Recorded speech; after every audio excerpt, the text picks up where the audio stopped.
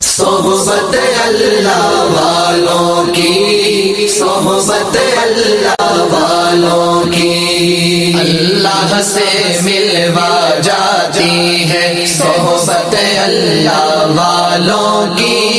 اپنا رنگ دکھا جاتی ہے۔ الحمد لله نحمده ونستعينه ونستغفره ونؤمن به ونتوكل عليه ونعوذ بالله من شرور انفسنا ومن سيئات اعمالنا، من يهده الله فلا مضل له ومن يضلل فلا هادي له،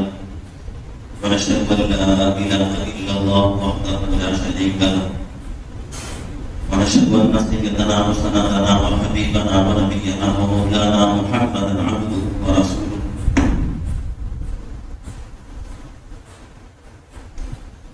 صلى الله تعالى على خير خلقه محمد وعلى آله وأصحابه أجمعين،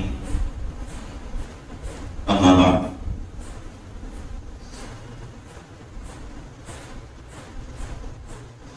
باب كيف كان بدء الوحي إلى رسول الله صلى الله عليه وسلم، وقول الله عز وجل إنا أوحينا إليك كما أوحينا إلى نوح والنبيين من بعده. وبه قال حدثنا الحميدي قال حدثنا سفيان قال حدثنا يحيى بن سعيد الأنصاري قال أخبرني محمد بن إبراهيم الطيري أنه سمع علقمة بن وقاص الليثي يقول سمعت عمر بن الخطاب رضي الله عنه على المنبر يقول سمعت رسول الله صلى الله عليه وسلم يقول إنما الأعمال بالنيات وإنما لامرئ ما نوى، فمن كانت هجرته إلى دنيا يصيبها أو إلى امرأة ينكحها فهجرته إلى ما هاجر إليه.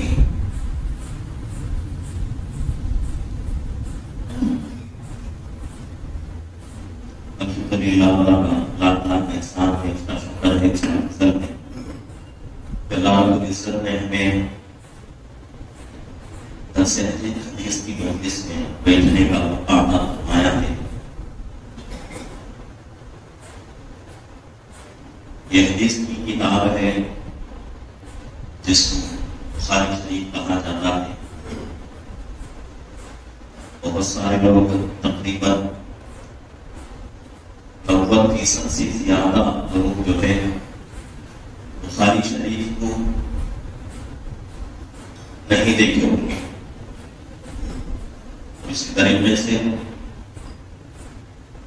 کچھ لوگ وہ ہیں جو صرف بخاری شریف کو اپنے آنکھوں سے دیکھے ہوں گے، اور بہت کم لوگ وہ ہیں جو بخاری شریف کو پڑھا ہے۔ بخاری شریف جو ہے حدیث کی کتابوں میں سب سے اونچی اور سب سے بڑی کتاب، اصح الکتب بعد کتاب اللہ کا لقب اس بخاری شریف کو ملا ہوا ہے۔ یعنی مطلب یہ ہے کہ اللہ کے کلام کے بعد، قرآن شریف کے بعد، زمین کے اوپر سب سے سچی اور سب سے اچھی اور سب سے حق والی اگر کوئی کتاب ہے تو بخاری شریف۔ بخاری شریف جو ہے اس کو ہم لوگ بخاری شریف کے نام سے اس کو یاد کرتے ہیں، اصل نام اس کا بخاری شریف نہیں ہے، اس کا نام بہت لمبا ہے۔ الجامع المسند الصحیح المختصر برسول اللہ صلی اللہ علیہ وسلم ایامہ و سننہ، یہ پورا نام بخاری شریف کا ہے۔ تو اتنا لمبا نام عام آدمی کے لیے مشکل ہوگا، تو اس لیے جو ہے اس کو بہت ہی شان کر کے بخاری شریف رکھا گیا ہے۔ اب نام کیوں بخاری شریف رکھا گیا؟ یہ جو ہے بخاری میں جو بخاری جو لفظ ہے ایک گاؤں کا نام ہے بخارا۔ تو حضرت امام بخاری رحمۃ اللہ علیہ اسی گاؤں کے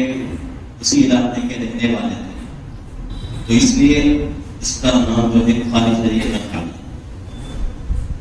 بخاری شریف شروع کرنے سے پہلے حضرت امام بخاری رحمۃ اللہ علیہ کے حالات کو جاننا بہت ہی ضروری ہے۔ جب تک کسی کتاب کے مصنف کے بارے میں، کسی کتاب کے لکھنے والے کے بارے میں ہمیں معلوم نہ ہو تو اس کتاب کی اہمیت ہمارے دل میں نہیں آ سکتی۔ یہ کتاب جو ہمارے سامنے بخاری شریف کے نام سے رکھی ہوئی ہے، یہ مکمل بخاری شریف نہیں ہے۔ بخاری شریف کا آدھا حصہ ہے، اس کا آدھا حصہ اور ہے۔ تو بخاری شریف جو ہے بہت موٹی ہونے کی وجہ سے اس کو دو حصوں میں بنا دیا گیا، پہلا حصہ دوسرا حصہ، پہلا پارٹ اور دوسرا پارٹ۔ تو بخاری شریف جو ہے حضرت امام بخاری رحمۃ اللہ علیہ نے جو لکھی ہے، بہت محنتیں اور بہت ہی قربانیاں دے کر اس کتاب کو لکھی ہے۔ پہلے امام بخاری رحمۃ اللہ علیہ کے حالات سمجھتے ہیں، سنتے ہیں کہ حضرت امام بخاری رحمۃ اللہ علیہ جو اس بخاری شریف کو لکھے ہیں، ان کا نام بخاری نہیں بلکہ محمد ہے، ان کا نام محمد۔ اسی طریقے سے ان کے والد صاحب کا نام اسماعیل اور ان کے دادا کا نام ابراہیم اور ان کے پڑدادا کا نام مغیرہ، محمد ابن اسماعیل ابن ابراہیم ابن مغیرہ، یہ حضرت امام بخاری رحمۃ اللہ علیہ کا نسب ہے۔ اور آپ کی عمر جو ہے مکمل 62 برس، اور اس میں جو ہے 12 دن کم 62 برس کی مکمل عمر آپ کی تھی۔ اور جب آپ پیدا ہوئے تو بچپن میں والد صاحب کا سایہ سب سے اٹھ چکا، والدہ نے بہت ہی محنتیں کر کے حضرت امام بخاری رحمۃ اللہ علیہ کی پرورش فرمائی۔ اور حضرت امام بخاری رحمۃ اللہ علیہ کے زمانے میں آتا ہے کہ حضرت امام بخاری رحمۃ اللہ علیہ بچپن میں نابینا ہو گئے، یعنی آنکھ جو ہے ان کی آنکھ کی روشنی ختم ہو چکی تھی، بالکل کچھ دکھائی نہیں دیتا تھا۔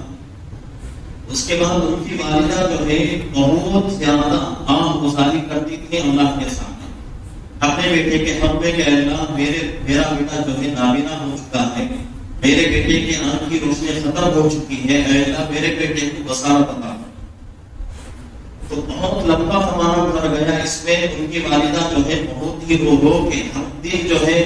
حضرت امام بخاری رحمۃ اللہ علیہ کے بارے میں دعا کرتی تھی۔ ایک دن ایسا ہوا کہ ان کی والدہ سوئی ہوئی تھی، خواب میں حضرت ابراہیم علیہ السلام کی زیارت ہوئی۔ تو حضرت ابراہیم علیہ السلام نے کہا کہ دیکھو تم اپنے بچے کے بارے میں بہت ہی روتی ہو، بہت ہی اللہ کے سامنے گڑ گڑاتی ہو، دعا مانگتی ہو، تو خوش ہو جاؤ کہ تمہارے بچے کے آنکھ میں روشنی آ گئی، تمہارا بچہ نابینا نہیں رہے گا۔ جس طرح عام آدمی اپنے آنکھوں سے جس طرح اچھے طریقے سے دیکھ سکتا ہے، اسی طرح تمہارا بچہ بھی دیکھ سکے گا۔ تو حضرت امام بخاری رحمۃ اللہ علیہ کی والدہ فرماتے ہیں کہ صبح ہونے کے بعد میں اٹھی اور میرا بچہ نیند سے بیدار ہوا تو دیکھا کہ میرے بچے کے آنکھ پہ روشنی مکمل طریقے سے آ چکی تھی، اور کوئی آدمی یہ دعویٰ نہیں کر سکتا تھا کہ یہ بچہ نابینا۔ تو اس طریقے سے مکمل طریقے سے جو ہے حضرت امام بخاری رحمۃ اللہ علیہ کی آنکھ میں روشنی آ چکی تھی۔ یہ اللہ کی ایک دین ہے، اللہ کی ایک جو ہے اللہ کا ہم سب کو معلوم ہے، ہم سب جانتے ہیں کہ اللہ جو ہے جس کو چاہتے ہیں، جو چیز چاہتے ہیں اس کو عطا کرتے ہیں، اللہ کو کوئی روکنے والا نہیں۔ تو اللہ رب العزت نے حضرت امام بخاری رحمۃ اللہ علیہ کو بصارت عطا فرمائی۔ اور اس کے بعد حضرت امام بخاری رحمۃ اللہ علیہ جو ہے بہت ہی علم حاصل کرنے کے لیے محنتیں کی، کتابوں میں لکھا ہوا ہے تقریباً حضرت امام بخاری رحمۃ اللہ علیہ نے 20 سے 25 ملکوں کا جو ہے سفر کیا،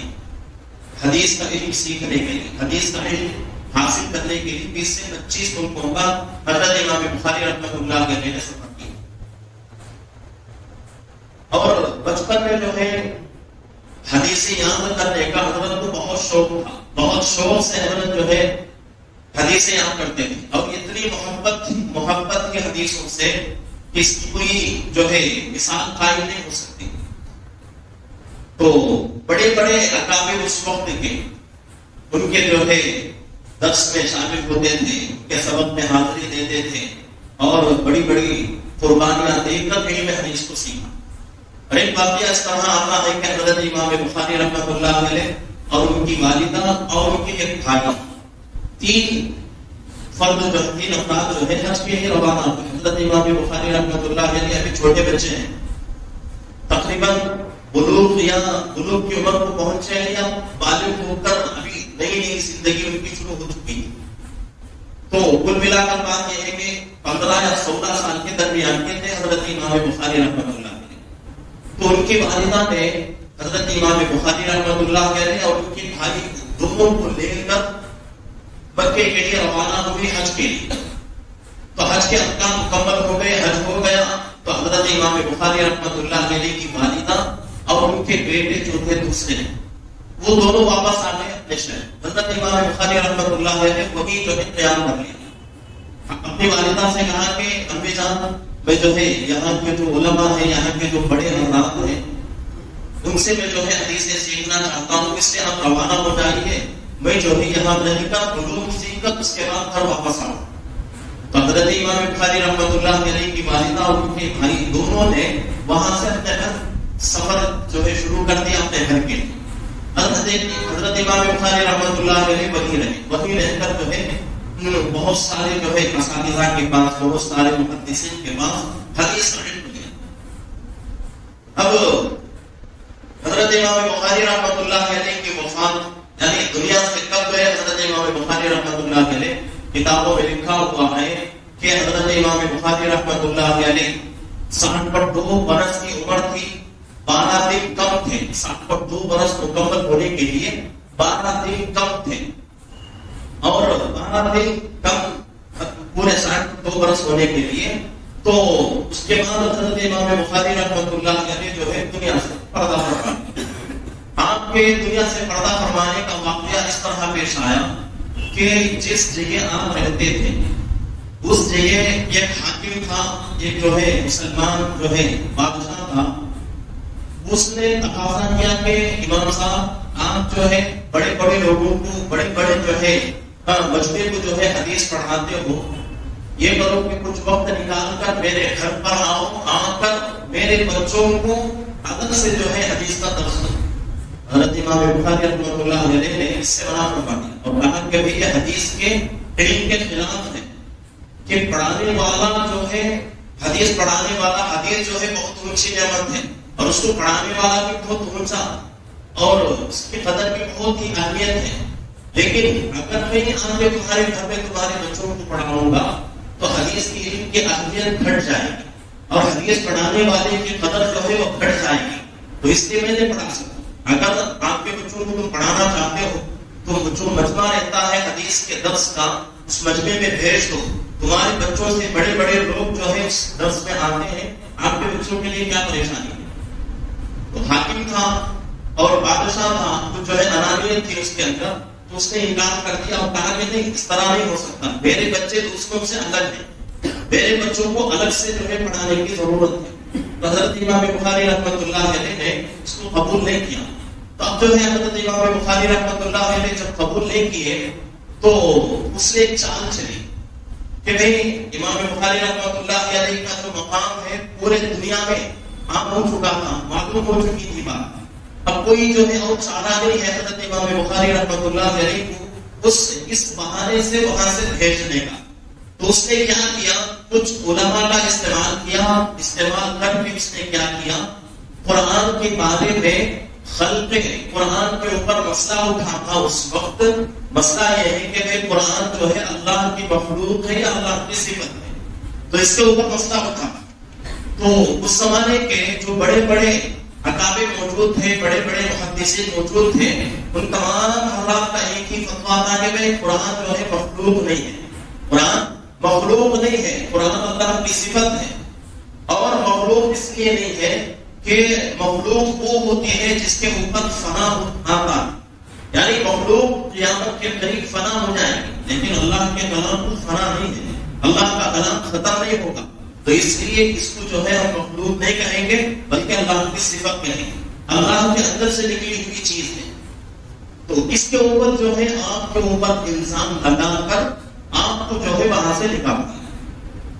تو آپ جو ہے وہاں سے نکل کر یہ جو جگہ کا نام ہے بیکرت ایک جگہ کا نام ہے، وہاں جانے کا ارادہ کرتا ہے۔ جب وہاں پہنچے تو معلوم ہوا کہ اس گاؤں میں دو جماعتیں بنی ہوئی ہیں، ایک جماعت حضرت امام بخاری رحمۃ اللہ علیہ کے خلاف میں ہے اور ایک جماعت حضرت امام بخاری رحمۃ اللہ علیہ کے رائے پر قائم۔ تو حضرت امام بخاری رحمۃ اللہ علیہ نے ارادہ کیا کہ بھائی ابھی جو ہے ایسے جو ہے متہم جگہ سے آ رہا ہوں، اور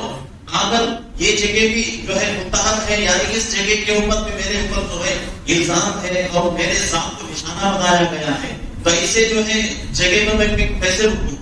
تو اس لیے حضرت نے کیا کیا، وہاں سے بھی سفر شروع کیا۔ آگے جو ہے یہ گاؤں کا نام ہے خرطن، یہ علاقے کا نام ہے، اور کتابوں میں لکھا ہوا ہے کہ یہ گاؤں کا ننیحال تھا، یعنی آپ کے نانی کے لوگوں کا گاؤں۔ تو وہاں جا کر قیام کر لیا، تو وہاں سے کچھ دن وہاں رہے، اس کے بعد سمرقند ایک جگہ کا نام ہے اور بہت ہی جو ہے اچھا علاقہ ہے، بہت ہی اچھا گاؤں ہے، علمی جو ہے زمین ہے وہ۔ سمرقند کے بہت سارے جو ہے ائمہ محدثین ایسے ہیں جنہوں نے حدیث کی بہت ساری کتابیں لکھی، تو وہاں جانے کا ارادہ، اور وہاں کے لوگ آپ کو جو ہے خطوط روانہ کر رہے ہیں کہ حضرت آپ جو ہے ہمارے یہاں آ جائیے، ہم آپ کا پورا استقبال کریں گے، پورا آپ کا خیال کریں گے۔ حضرت نے ارادہ فرما لیا، ارادہ فرمانے کے بعد کیا ہوا، آپ جو ہے اب سفر جو ہے جاری رکھنے کے لیے، سفر کو جو ہے آگے بڑھانے کے لیے، اونٹ پر بیٹھنے کے لیے کچھ دور جو ہے چلے تھے۔ تو اس وقت کیا ہوا، حضرت امام بخاری رحمۃ اللہ علیہ کے جسم میں کمزوری محسوس ہوئی، حضرت اپنے آپ کو بیمار سمجھنے لگے۔ اس کے بعد کہا کہ بھائی بیمار ایسا لگ رہا ہے کہ بھائی میں کمزور، میرا بدن جو ہے کمزور ہے، ابھی جو ہے میرے لیے سفر کرنا اچھا نہیں ہے، اسی جگہ کچھ دن اور رہ لیتا ہوں، جب طبیعت اچھی ہو جائے اس کے بعد یہاں سے چلا کروں گا۔ تو اس کے بعد کیا ہوا، کچھ دن وہیں رکے، جو بہت دن نہیں تھے، بہت کم دن وہیں وہاں رکے تھے۔ تو اسی ایام میں جو ہے حضرت جو ہے اللہ کو پیارے ہو گئے۔ تو اس کے بعد حضرت امام بخاری رحمۃ اللہ علیہ اس دنیا سے رخصت ہو گئے۔ اب رخصت ہونے کے بعد یہ حدیث جو ہے آپ کے زمانے میں حضرت نے لکھی، یہ حدیث جو ہے ہمارے سامنے موجود ہے۔ حضرت مفتی سعید احمد صاحب پالنپوری رحمۃ اللہ علیہ اپنی جو ہے کتاب، اس کتاب کی جو ہے نام ہے، اردو میں اس کتاب کو لکھے ہیں، چونکہ حضرت جو ہے آخری دم تک حضرت دارالعلوم دیوبند کے شیخ الحدیث کے مسند پر فائز تھے اور بخاری شریف کا درس دیتے تھے، بخاری شریف پڑھاتے تھے۔ تو حضرت نے اپنی کتاب میں لکھی ہے کہ حضرت امام بخاری رحمۃ اللہ علیہ نے 6 لاکھ حدیثوں سے چھانٹ کر بخاری شریف لکھی، 6 لاکھ حدیثیں۔ اور بخاری شریف کے اندر کتنے حدیثیں ہیں، حضرت جو ہے اپنی کتاب میں لکھتے ہیں کہ بخاری شریف کے اندر کل 9080 پر 2 حدیثیں ہیں، 9080 پر 2 حدیثیں۔ 6 لاکھ حدیثوں سے حضرت امام بخاری رحمۃ اللہ علیہ کتنے حدیثوں کو لے رہے ہیں، صرف 9080 پر 2 حدیثوں کو لے رہے ہیں۔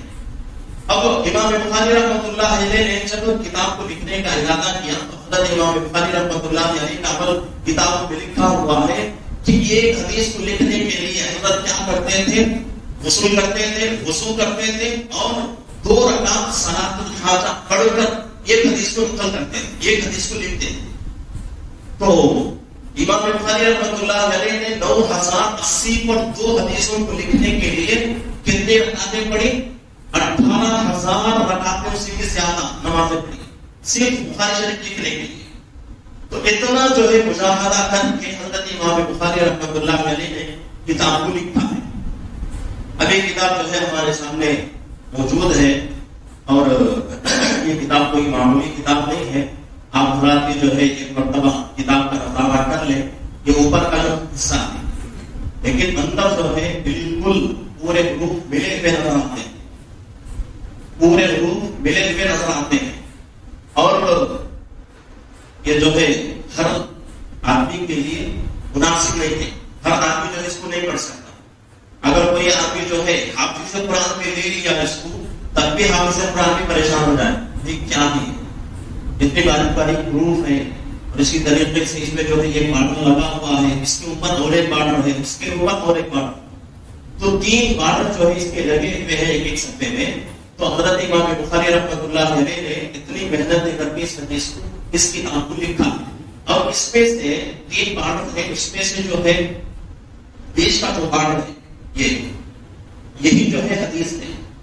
یہ بارڈر اور یہ بارڈر جو ہے حدیث نہیں ہے. یہ کیا ہے، اس کے اوپر حدیث کے بارے میں یا پھر جو حدیث کی جو سند ہوتی ہے اس کے بارے میں ہلکی ہلکی باتیں جو ہے اس کے اوپر لکھی گئی ہیں. اب ایک ہے حدیث اور ایک ہے سند حدیث، دو چیزیں ہیں ہمارے سامنے. حدیث کو ہم سب جانتے ہیں، حدیث کس کو کہتے ہیں، اس سے پہلے بھی ایک مرتبہ میں نے کہا تھا، پھر ایک مرتبہ سن لیں. حدیث کس کو کہتے ہیں، 3 چیزوں کا نام حدیث ہے. یہ اللہ کے رسول پاک صلی اللہ علیہ وسلم کے فرمانا، جو چیز اللہ کے رسول نے ارشاد فرمایا اس کو حدیث کہا جاتا ہے یہ.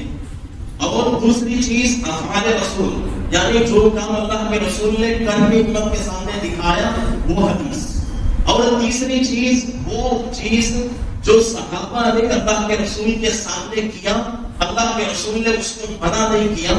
یہ حدیث. تو یہ حدیث کی 3 قسمیں ہیں. ایک اللہ کے رسول جس کو اپنی زبان سے کہے، اپنے جو ہے اعضاء سے کر کے دکھائے، اللہ کے رسول صلی اللہ علیہ وسلم کے رسولوں کے سامنے حضرات صحابہ کوئی چیز کرے، کوئی عمل کرے، اس کے اوپر اللہ کے رسول نکیر نہ فرمائے، ان تینوں چیزوں کو حدیث کہا جاتا ہے.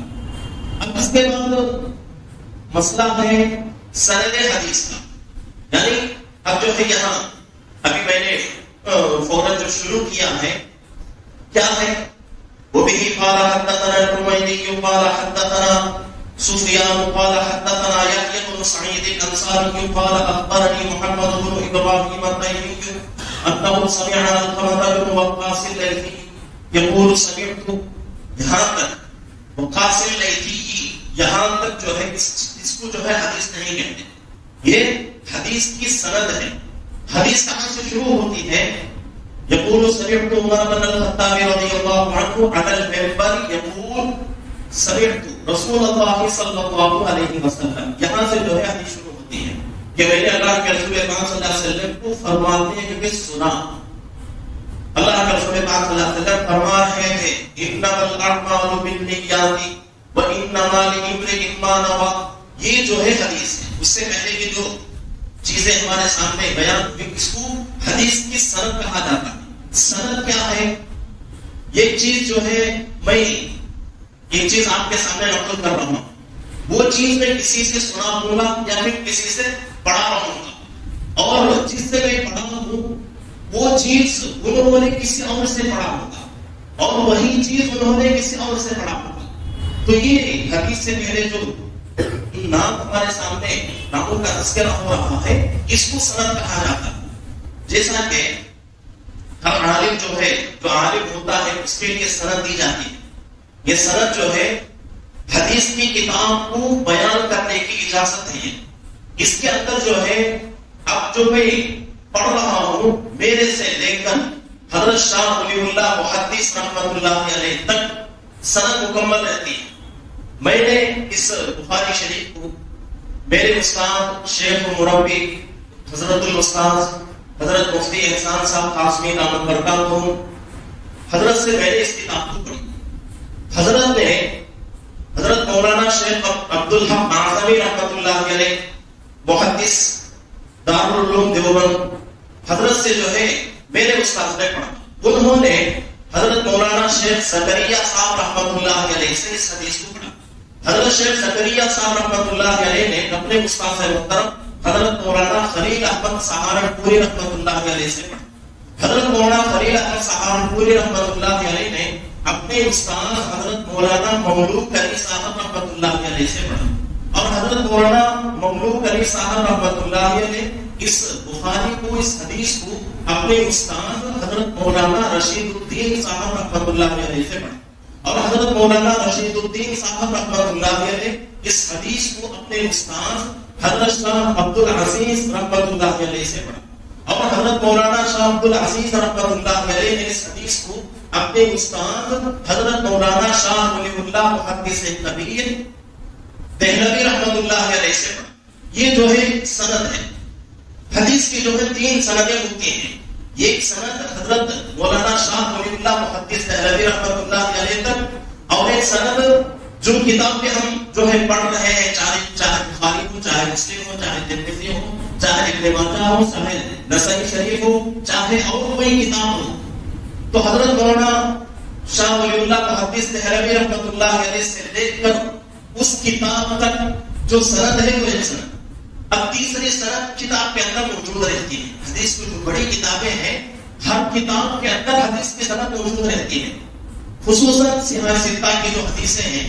جس کو جو ہے مدارس میں اکثر پڑھائی جاتی ہے، صحیح ستہ جو ہے بخاری شریف، مسلم شریف، ترمذی شریف، ابو داؤد شریف، نسائی شریف، ابن ماجہ شریف، تو ان 6 کتابوں کو صحیح ستہ کہتے ہیں، یعنی 6 صحیح کتابیں۔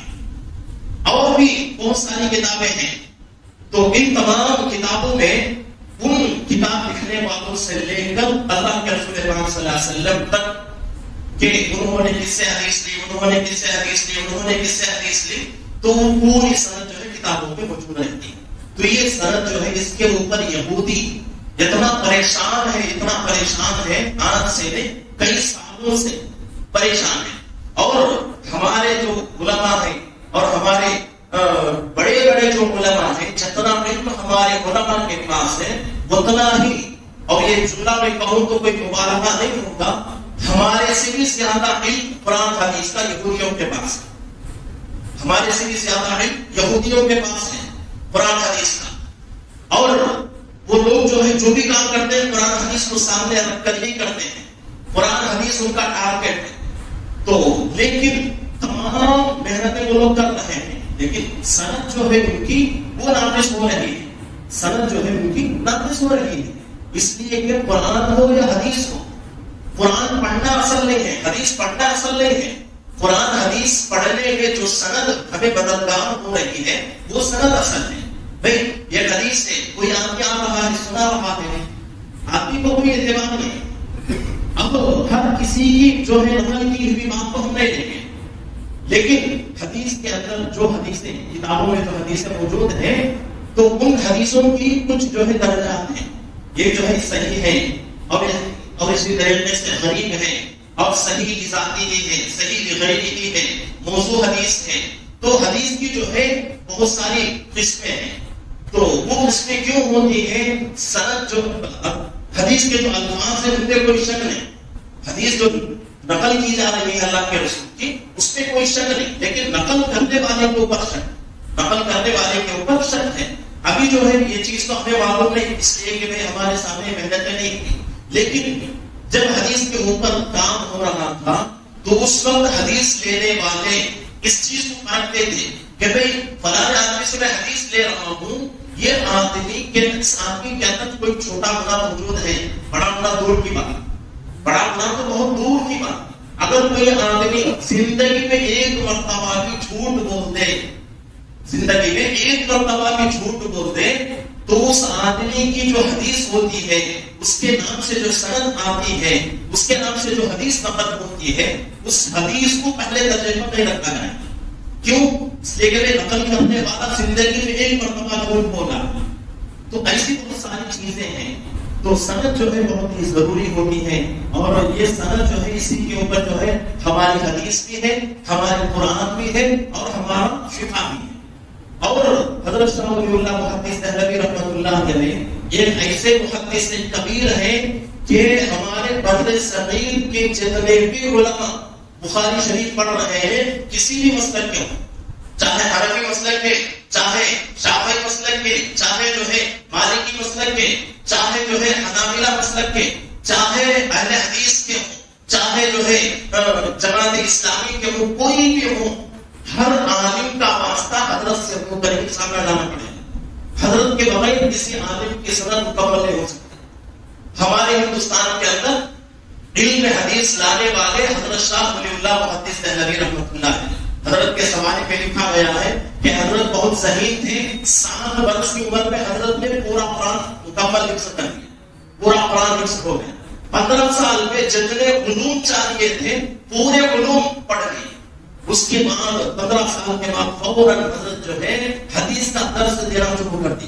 15 سال کے بعد 16 سال کی عمر میں جو ہے حضرت جو ہے حدیث پڑھانے کے لیے بیٹھ گئے. اب اس کے بعد جو ہے پھر 2 سال حضرت نے کیا کیا, حدیث پڑھانا چھوڑ کر مکہ المکرمہ مدینہ المنورہ گئے. جانے کے بعد وہاں کے بڑے بڑے محدثین جو تھے ان سے اور زیادہ علم حدیث لے کر پھر ہندوستان آئے. تو حضرت شاہ ولی اللہ محدث دہلوی رحمۃ اللہ علیہ ایک ایسے محدث کبیر ہیں کہ دنیا ہمارے بر صغیر کا حصہ جو ہے یعنی ہندوستان, پاکستان, بنگلہ دیش اور اس کی طریقے سے سری لنکا ہے, اسی طریقے سے جو ہے افغانستان, یہ سب علاقہ جتنے بھی حضرت علماء ہیں ان کی پوری سند حدیث کی حضرت مولانا شاہ ولی اللہ محدث دہلوی رحمۃ اللہ علیہ سے نکل کر اللہ کے رسول تک پہنچتی ہے. تو یہ اور ایک بات اور کہوں کہ جو بھی مدرسے میں پڑھ کر فارغ ہو کر عالم آتا ہے وہ واسطے کے ساتھ اللہ کے رسول کا شاگرد ہے.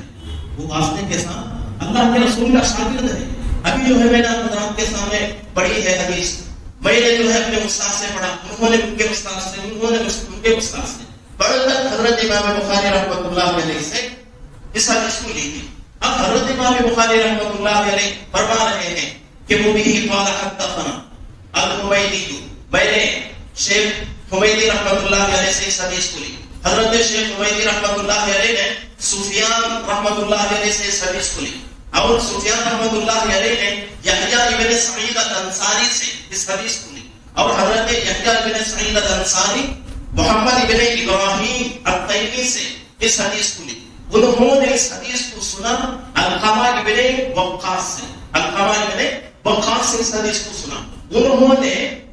سنا حضرت عمر بن خطاب رضی اللہ عنہ سے اس حالت میں کہ حضرت عمر بن خطاب رضی اللہ عنہ منبر پر کھڑے ہو کر خطبہ دے رہے تھے, اور حضرت عمر رضی اللہ عنہ نے کہا میں نے اپنے کانوں سے سنا اس حدیث کو رسول اللہ صلی اللہ علیہ وسلم. تو ہماری ہر حدیث جو ہے اللہ کے رسول تک پہنچتی ہے, اور ہماری قرآن کی ہر آیت اللہ کے رسول تک پہنچتی ہے, ہماری فقہ کا ہر مسئلہ اللہ کے رسول تک پہنچتا ہے. تو یہ سند جو ہے یہ ہمارے لیے بہت ہی دلیل ہے, بہت ہی بڑی جو ہے نعمت ہے. تو یہ جو ہے بخاری شریف جو ہے میں جو ہے آپ کے سامنے بیان کرنے کے لیے بیٹھا ہوا ہوں, اور قرآن کی تفسیر کرنے کے لیے جب میں نے قرآن کی تفسیر شروع کی تو اس وقت مجھے کسی طریقے کا کوئی جھجک محسوس نہیں ہوا. لیکن بخاری شریف جیسے میں نے ارادہ کیا, ارادہ تو بہت دنوں سے تھا لیکن ہمت نہیں ہو رہی تھی. لیکن اکابر علماء جو ہے جیسے حضرت مفتی سمیع احمد صاحب دامت برکاتہ, اور اسی طریقے سے حضرت مفتی کریم اللہ صاحب نے یہ 1 سال پہلے حضرت نے کہا تھا کہ قرآن کی تفسیر تو کر رہے ہیں لیکن ساتھ ساتھ حدیث کا بھی درس شروع کر دیں. تو 1 سال سے علماء جو ہے ہمارے اساتذہ بھی کہہ رہے ہیں لیکن ہمت نہیں ہوئی. آج جو ہے میں نے ہمت کی, پھر بھی جو ہے جھجک محسوس ہو رہی ہے, اس لیے کہ اللہ کے رسول پاک صلی اللہ علیہ وسلم نے حدیث میں ارشاد فرمایا جو آدمی میرے طرف سے کوئی جھوٹ بولے گا وہ اپنا ٹھکانہ جہنم میں بنائے. اللہ مجھے اس وعید سے بچا دے.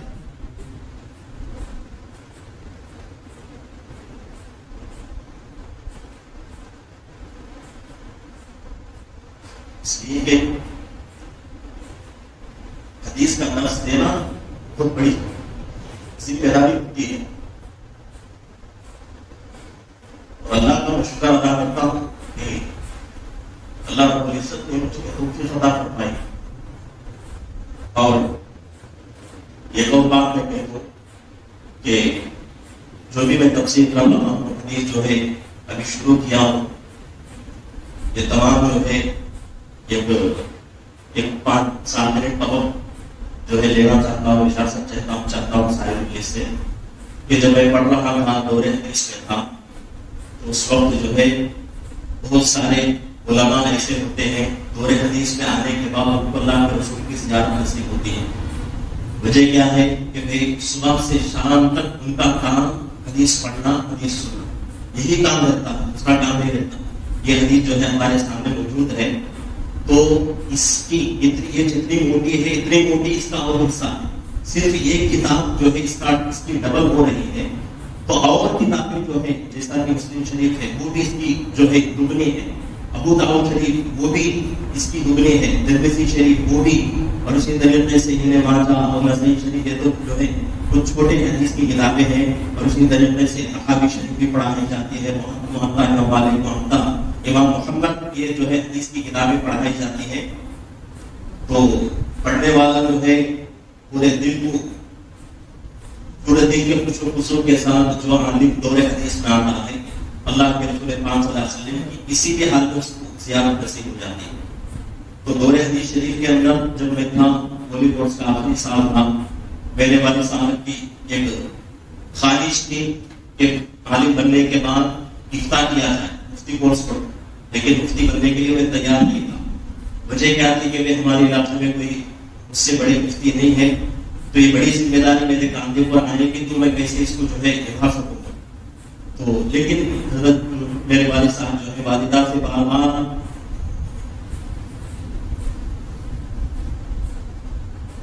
یہ بات کہہ کر بار بار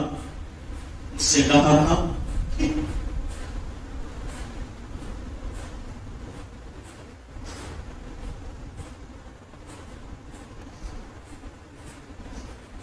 میری آخری خواہش ہے۔ اس کے بعد جو ہے سوچنا شروع کیا، تو ایک وقت بعد جو ہے تقریباً سال ختم ہونے والا تھا، تو اللہ نے مجھے وہ نعمت پیدا کہ اللہ کے رسول پاک صلی اللہ علیہ وسلم کی زیارت ہوئی، اور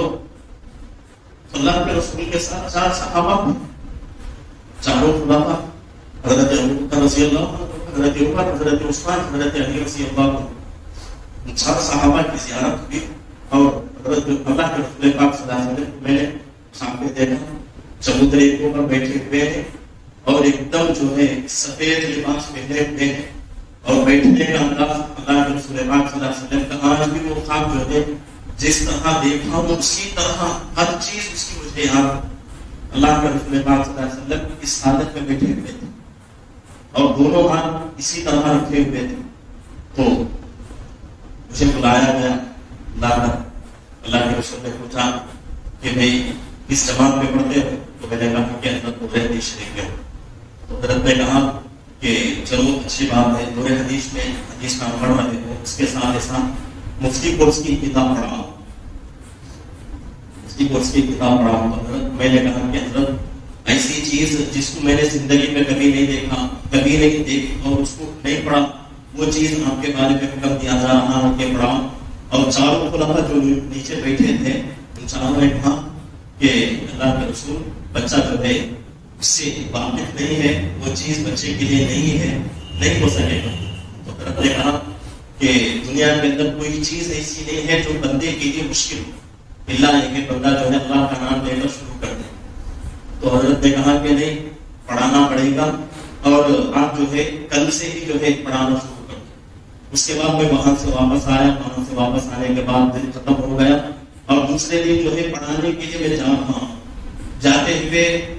کلاس کے باہر جو ہے ایک کھلی جگہ تھی، وہاں جا کر میں نے سوچا بھی بڑا کام اس سے ہو رہا ہے، چلو 2 رکعت جو ہے شکریہ کی نماز پڑھ لیتا ہوں۔ تو 2 رکعت میں نے نماز پڑھا، اور اندر کلاس میں گیا تو جو گھنٹہ میرا تھا وہ گھنٹہ ختم ہو چکا، بچے نکل چکے تھے۔ تو ایک بچہ آخر میں تھا، اس سے پوچھا میں کیا ہوا؟ تو گھنٹہ ختم ہو گیا اس لیے چلے گئے دوسرے گھنٹے۔ تو میں نے کہا کہ چلو اگلے دن سے جو ہے پڑھیں گے۔ اس کے بعد پھر میں وہاں سے واپس آیا۔ اب جب دوسری مرتبہ جب واپس آیا تو میرے ساتھ میرے ایک اور ساتھی مفتی شاہجہاں دودور میں اسلام آباد مسجد میں امامت کر رہے ہیں، قدری والے، وہ بھی میرے ساتھ تھے دوسری مرتبہ۔ جب میں گیا تو اللہ کے رسول پاک صلی اللہ علیہ وسلم اسی چبوترے پر بیٹھے ہوئے ہیں، اسی حالت میں بیٹھے ہوئے، لیکن دوسری مرتبہ فرق یہ تھا کہ 4 خلفاء 4 صحابہ جو تھے وہ وہاں موجود نہیں تھے۔ اب اللہ کے رسول پاک صلی اللہ علیہ وسلم جو ہے جلدی سے چبوتری سے نیچے اترے، گلے ملے اور کہا کہ دیکھ اب ارادہ کر چکے ہو، اب ہمت کر کے آگے بڑھو، انشاءاللہ اللہ جو ہے آپ سے کام ہے، اللہ آپ کے لیے مدد کریں گے۔ تو یہ خواب میں جو ہے میرے استاد حضرت مولانا مفتی خلیل صاحب دامت برکاتہ کو اللہ حضرت کی عمر میں برکت عطا فرمائے، حضرت کے پاس خواب کی تعبیر کا بہت علم ہے، حضرت جو ہے بہت بڑے اللہ والے ہیں۔ تو حضرت کے پاس گیا، حضرت سے کہا کہ حضرت میں نے خواب دیکھا ہے، تو حضرت جو ہے بہت خوش ہو کے کہنے لگے دو جو ہے اس کی تعبیر دو چیزیں ہیں، یہ کہ تمہارے مقدر میں مفتی کورس ہے، اس کو کر لو، اس سے جو ہے انکار نہ کرو۔ دوسری بات حضرت نے کہا کہ جب فارغ ہو جاؤ گے تو اللہ رب العزت تمہارے سے حدیث کا اور اسی طریقے سے مسائل کا بہت کام لے گی، تو جب وہ موقع آئے تو اس کو بھی ٹکرانا ہے، اس کو جو ہے کمر باندھ کر جو ہے آگے بڑھو، انشاءاللہ اللہ کی مدد رہے گی۔ تو میں سمجھتا ہوں کہ وہ خواب جو ہے آج میرے لیے صحیح ثابت ہو رہا ہے۔ تو یہ حدیث جو میرے سامنے رکھی ہوئی ہے میں اس لائق نہیں ہوں، حقیقت میں اس کا لائق نہیں ہوں۔ حدیث بخاری پڑھانے کے لیے بہت ساری جو ہے چیزوں کی ضرورت ہوتی ہے، آدمی کے اندر جو ہے ایک بہت بڑا جو ہے بلکہ چاہیے اور متقی پرہیزگار چاہیے۔ میں تو ویسے یہ کام جو ہے مسلمان کی طرح اور زندگی جو ہے گناہوں میں میری گزر رہی ہے، لیکن پھر بھی اللہ کا شکر ہے، اللہ کا احسان ہے کہ اللہ نے موقع دیا ہے۔ تو دعا ہے آپ جو ہے آپ تمام حضرات جو ہے دعا کریں کہ اللہ رب العزت مجھ سے یہ کام صحیح طریقے سے ادا کر لے اور مجھ سے یہ کام مکمل طریقے سے پورا کر لے۔ اگر یہ اس کام کے تعلق سے میں جو ہے کسی طرح کا کوئی کمی نہیں کی اور کسی طرح کی کوئی غلطی نہیں کی تو یہی میرے لیے نجات کا ذریعہ رہے۔ تو یہ بخاری شریف جو ہے ہمارے سامنے رکھی ہوئی ہے، ہلکا سا جو ہے ترجمہ کر کے جو ہے میں ختم کر دوں گا۔ اللہ کے رسول پاک صلی اللہ علیہ وسلم فرما رہے ہیں انما الاعمال بالنیات، اعمال کا دار و مدار نیت کے اوپر ہوتا ہے، نیت جو ہے اصل چیز ہے۔ اب یہاں جو ہے حضرت امام بخاری رحمۃ اللہ علیہ کتاب کو شروع کر رہے ہیں کیف کان بدء الوحی، وحی کے بارے میں حضرت امام بخاری رحمۃ اللہ علیہ کتاب شروع کر رہے ہیں۔ وحی کس کو کہتے ہیں؟ اللہ کی طرف سے اللہ کے نبی کے اوپر جو احکام آتے ہیں اس کو وحی کہا جاتا ہے۔ لیکن یہاں جو ہے اس باب کے اس چیپٹر کے خلاف حضرت امام بخاری رحمۃ اللہ علیہ حدیث لا رہے ہیں۔ وجہ اس کی یہ ہے کہ یہ حدیث جو ہے بہت اونچی حدیث ہے، اس حدیث کو پہلے اس لیے بیان کیا جا رہا ہے تاکہ پڑھنے والے، پڑھانے والے، سننے والے سب جو ہے اپنے نیتوں کو درست کریں۔ تو یہاں جو ہے اپنے نیتوں کو درست کرنے کی ضرورت ہے، اور خصوصاً ہم سب جو ہے اس کے بارے میں اس بات کی فکر کریں کہ حدیث جو ہے ہمارے سامنے بیان ہو رہی ہے، جو چیزیں ہمارے سامنے بیان ہوگی انشاءاللہ اس کو ہم عملی زندگی میں لائیں گے۔ یہی اصل چیز ہے، پڑھنا اور سنانا مقصد نہیں، پڑھنا اور سنانا مقصد نہیں۔ آج کل جو ہے ہمارے اکابر جو ہے یہی بات جو ہے آواز دے رہے ہیں، تین چیزوں کا جو ہے آواز اٹھایا جا رہا ہے اکابرین کے طرف سے۔ ایک قرآن کی تفسیر ہے، ایک حدیث کا درس ہے، تیسری چیز مسائل ہے۔ مسائل کے بارے میں ہمارے علماء جو ہے، ہمارے اکابر جو ہے حکم دے رہے ہیں تاکہ امت جو ہے امت کو قرآن حدیث سے تعلق جوڑے، امت کا تعلق قرآن حدیث سے ہو جائے، قرآن حدیث پر امت کو جو ہے جمع کر دیا جائے۔ یہی ایک جو ہے مقصد ہے، اس کے علاوہ کوئی اور مقصد نہیں۔ تو اللہ رب العزت سے دعا ہے کہ اللہ رب العزت ہم تمام کو ہماری جو ہے بخاری شریف جو ہے شروع ہو چکی ہے، اللہ رب العزت سب سے پہلے مجھے اس کا عمل کرنے کی اور ہم سب کو اس پر عمل کرنے کی اللہ کو پھر بتاتا ہے۔ اور حضرت امام بخاری رحمۃ اللہ علیہ نے جتنی مشکلوں سے اور جتنی محنتوں سے کتاب کو لکھی ہے، حدیثوں کو جمع کی ہے، اللہ رب العزت پوری امت کی طرف سے حضرت کو جزائے خیر عطا فرمائے، حضرت کے قبر پر کروڑوں رحمتیں نازل فرمائے اور حضرت کی قبر کو نور سے منور فرمائے۔